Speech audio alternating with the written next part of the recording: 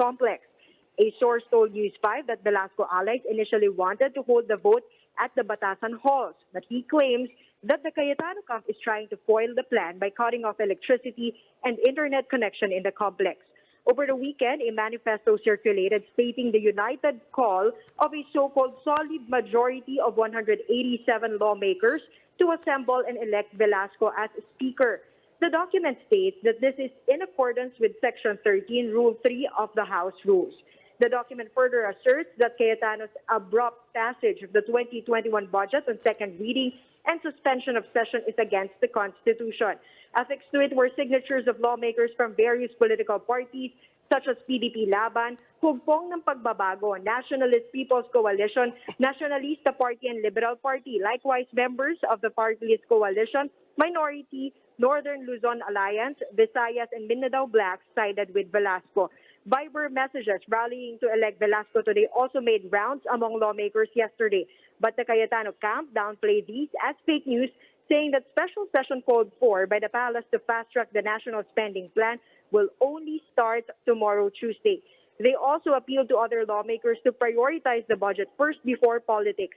Meanwhile, House Sergeant at Arms Ramon Apolinario said that he is in custody of the mace, a necessary symbol of power in holding a session. Multiple Solons confirmed to News 5 that like in the ouster of former Speaker Pantaleon Alvarez in 2018, Davao Mayor Sara Duterte texted them to solicit support for Velasco. Charles? All right, thanks for that, Ria. If it is indeed true that a solid majority of lawmakers will be voting to elect Marinduque Representative Velasco today, is there anything that Cayetano's camp can do to stop this? Or are there any plans in place to try to avoid this? Well, Charles, actually, we are still Peter Cayetano and Marinduque Representative Lord Alan Velasco. Furthermore, Duterte said he doesn't want the speakership issue to affect the passage of next year's budget. Recall that the General Appropriations Bill for 2021 was crafted to aid the country in its recovery after COVID-19 sent the economy spiraling into recession. Duterte expects the House of Representatives to hold a special session from October 13 to 16 to act on the spending bill.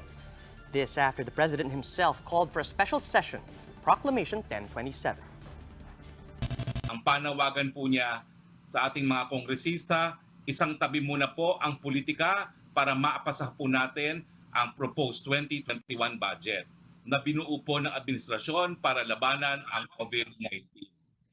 Inaasahan po ng ating Presidente na alinsunod sa kanyang proklamasyon, magkakaroon po ng special session ang mapapakapuluhan mula po 13 hanggang 16 ng buwan ito. The elder Duterte may be keeping his hands off the speakership tussle at the lower house, but his daughter and Davao City Mayor Sara Duterte seems to have picked her side. Velasco shared a photo of what appears to be a dinner meeting with Sara, which reportedly took place on Friday night. Oriental Mindoro Representative Doy Leachon believes this photo, quote, says it all. Leachon, who is allied with Velasco, said the Davao City Mayor has endorsed Velasco as the next Speaker of the House. He added that the presidential daughter believes that both parties to the term-sharing deal that her father brokered must be gentleman enough to comply with what has been agreed upon. The Interagency Council for Traffic continues its crackdown on colorum operators today. This time, the council will conduct anti-colorum operations in Calabarzon. To give us updates from the ground, we have Justine Ponsalang. She's reporting live from Santa Rosa, Laguna. Justine, good morning. What's the latest? Charles, the Interagency Council for Traffic, or the IACT, has already apprehended 10 drivers whose vans will be impounded today. This is as the IACT shifted their efforts to clear out the colorum vehicles from the city to the provinces. It's about the proliferation of colorum concerns because they are losing passage. Was not able to present a contract of lease to prove his official status. Another van was flagged down and an inspection of documents revealed that the vehicle was registered as a tourist shuttle service. But its passengers are not tourists, but All right, we're going to try to reach Greg later on. Meanwhile, the PBA is definitely back in action. That by R.R. Pogoy, who exploded for a career-high 45 points in his bubble debut. The TNT star led the Tropang Giga to a 100-95 victory over Alaska at the resumption of the 2020 Philippine Cup on Sunday. In In the second game, Barangay Ginebra had both Aljon Mariano and Scotty Thompson to rally the team to a win against NLEX, 102-92.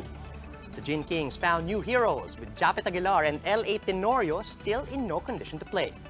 This was the Gin Kings' first game since winning the 2019 Governor's Cup in January.